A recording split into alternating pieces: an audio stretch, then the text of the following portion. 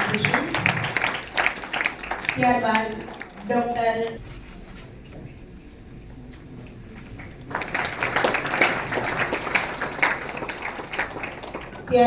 Doctor ભાવેશભાઈનું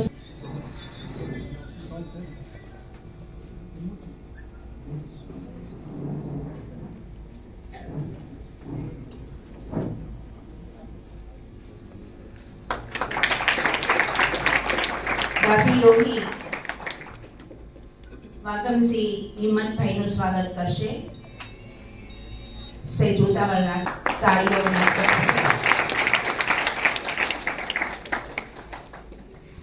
આપણી વચ્ચે સંસ્થાના ડાયરેક્ટર શ્રી ઝા સાહેબ ઉપસ્થિત છે, ત્યારે હું એમને વિનંતી કરીશ કે સાહેબ શ્રી પ્રસંગોચિત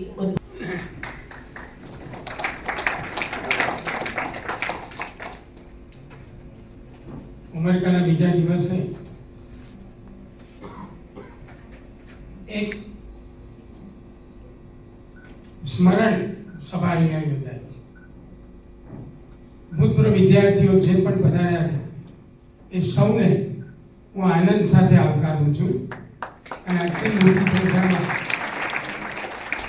આપણી સંસ્થા પ્રત્યે મમત્વ જે બતાવ્યું છે એ મમત્વને વંદન કરું છું।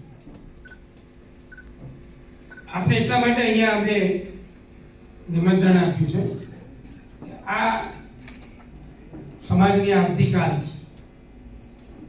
આ દિવ્યાંગ બાળકોને પ્રેરણા મળે, આપણા જીવનમાંથી જે હિંમત, આત્મવિશ્વાસ અને દ્રષ્ટિ સમાજ સાથે ઓતપ્રોત થઈને આપ જે રીતે નેતૃત્વ કરી રહ્યા છો સમાજમાં, એ બધાની પ્રેરણા આવતીકાલને મળે, આ એનો હેતુ છે। ગઈકાલે આપણે બધાએ આનંદ મજા કરી, હવે આજે આપણી ગતિ પ્રગતિ વિશે ચર્ચા કરવાના છે। ત્યારે આપ ભૂતપૂર્વ વિદ્યાર્થીઓ વિનુભાઈ, ભાવેશભાઈ, ભગમસિંહભાઈ, આ બધા મિત્રો અને હજી બીજા એક બે આવી રહ્યા છે, સુરેશભાઈને, પણ એની સાથે સાથે એક નાનકડો કાર્યક્રમ જોડ્યો છે 10 મિનિટનો। અમારા પરમ મિત્ર અને ગાંધીનગરના ખૂબ જાણીતા બિલ્ડર મુકેશભાઈ પટેલ, એ પણ આપણામાંના એક છે, એટલે એમનું પણ હું સ્વાગત કરું છું। અમદાવાદ સિટી લાયન્સ ક્લબ ના પ્રમુખ ડોક્ટર બીનાબેન પટેલ અહીંયા ઉપસ્થિત છે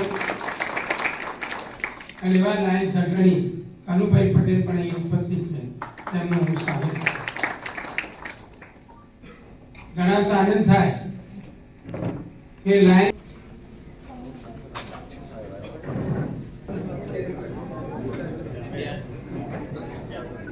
ડિંડોર નરેશ આવશે, અક્ષય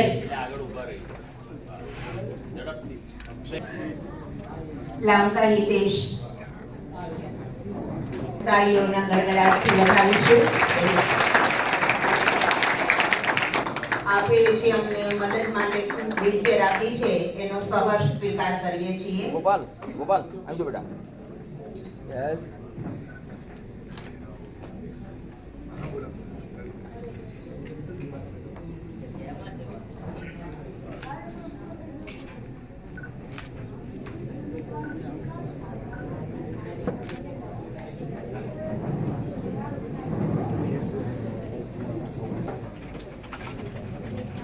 સિટી લાયન્સ ક્લબના પ્રમુખ અને ગુજરાત સાહિત્યમાં જેમના 11 પુસ્તકો થયા છે,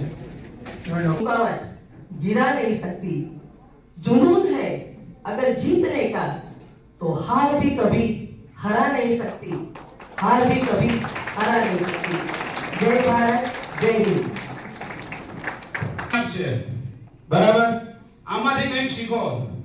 હું અહીંયા ભણતો ત્યારે આ ગોપાલ જેવડો તો પહેલા ધોરણમાં આવ્યો તો 85માં, 85 થી 98 સુધી મેં અહીંયા અભ્યાસ કર્યો।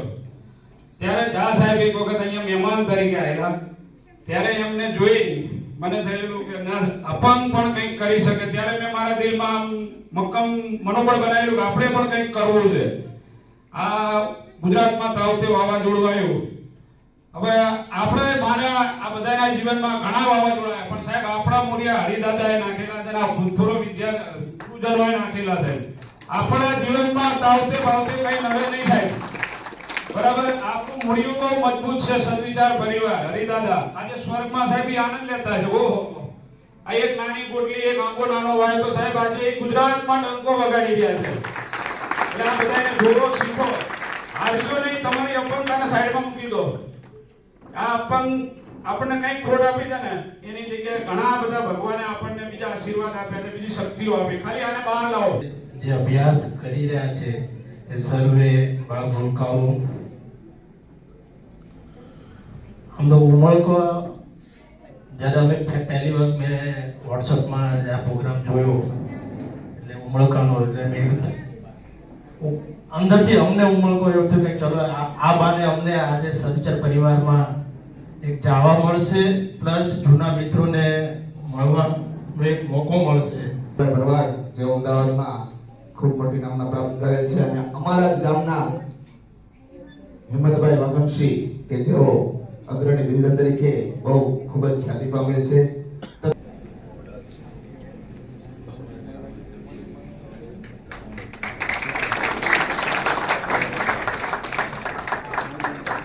એમની વિશેષતા એ છે હાથ નથી પણ પગથી સરસ ચિત્રો દોરે છે.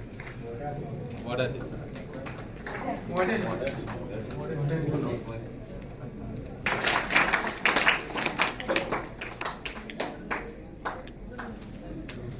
પારિયા સાહેબ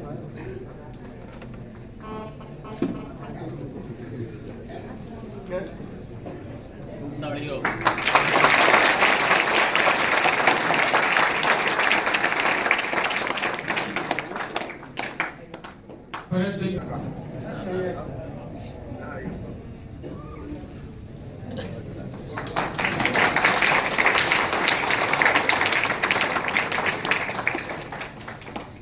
રાકેશ ભટ્ટ.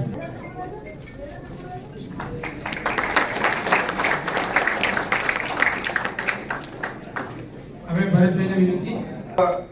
વિદ્યાર્થી સ્નેહ મિલન કાર્યક્રમમાં આપ સૌનું સ્વાગત છે. આપણું જે સદવિચારનું ગ્રુપ છે એની અંદર ઘણા મધ્યસ્થ બિરાજમાન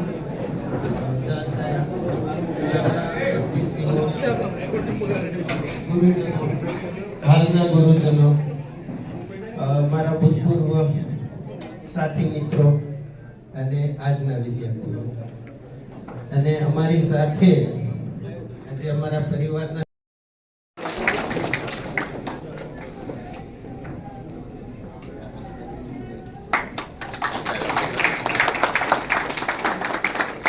વિજયભાઈને આપણે તાલીઓથી વધાવીએ. एक दिव्यांग बालक शिक्षकगण और 30-35 साल में लगभग 5000 विद्यार्थियों ने यहाँ पर शिक्षा लिया और जो विद्यार्थी खास करके यहाँ बीच में गए हैं, अगर उनका एवरेज आप 20 से 25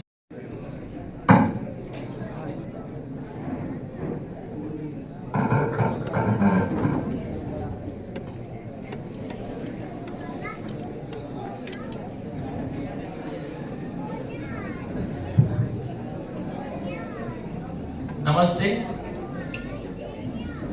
સ્ટેજ ઉપર ઉપસ્થિત અમારા વાલા શિક્ષક મિત્રો અને વાલા વિદ્યાર્થી મિત્રો, સદવિચાર પરિવારમાં હું 2 વર્ષ જ ભણ્યો છું, 11-12, પરંતુ એ 2 વર્ષ મારા માટે ખૂબ ઇમ્પોર્ટન્ટ હતા. એટલે ગોલ્ડન ટાઈમ હતો. સદવિચારની વાત કરું તો અહીંયા જ્યારે આવ્યા ત્યારે ખોટા સિક્કા તરીકે આવ્યા હતા એવું લાગતું હતું, પણ સાહેબોએ અમને એવા તૈયાર કર્યા છે કે અત્યારે અમે ડોલર તરીકે બહાર પડેલા છીએ અને દિવસે દિવસે અમારું જે સેન્સેક્સ છે વધતો જ જાય છે. એટલે સાહેબનો ખૂબ ખૂબ આભાર કે સાહેબ તમે અમને જે સંસ્કાર આપ્યા અને જે માર્ગદર્શન આપ્યું એ તમારા માર્ગદર્શનથી અત્યારે અમે આ સ્ટેજ પર પૂછ્યા છીએ એ સમય હતો સદવિચારમાં મારો કે જ્યારે મહેમાનો આવતા હતા અને મહેમાનોનું સ્વાગત કરવા માટે અમને ઉપસ્થિત કરવામાં આવતા હતા અને અત્યારે એ સમય છે કે તમે અમારું સ્વાગત કરી રહ્યા છો એટલે સાહેબ ખૂબ ખૂબ આભાર અને સદવિચાર પરિવાર જે શબ્દ આપ્યો છે સાહેબ એટલે સદવિચાર પરિવાર ખરેખર પરિવારની જેમ જ અમને ત્યારે પણ સાચવતા હતા અને અત્યારે પણ તમે અમને યાદ કરી રહ્યા છો અને બીજી કોઈ સંસ્થાને એવી જોઈ નથી કે વિદ્યાર્થી ગયા પછી એમને કોઈ બોલાવે પરંતુ સાહેબ તમે અવારનવાર અમને ફોન કરીને એટલો આગ્રહપૂર્વક ફેમિલી સાથે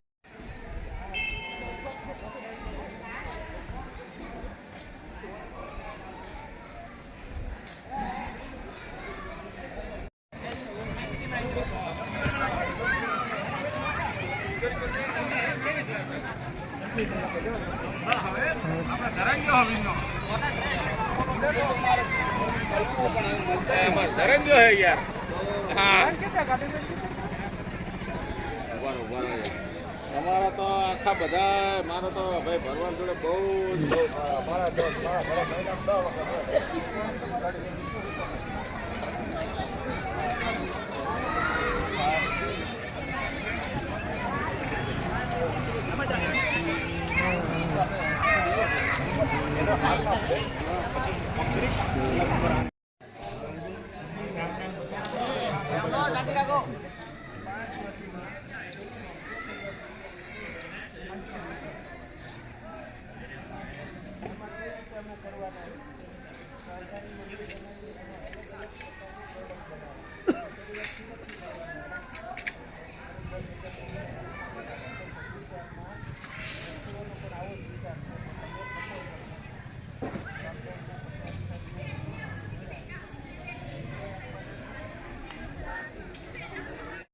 જોરદાર બનાવો. હા, એ બનાવવાની ક્વોલિટીમાં કોમ્પ્રોમાઇઝ નહીં કરવાનો.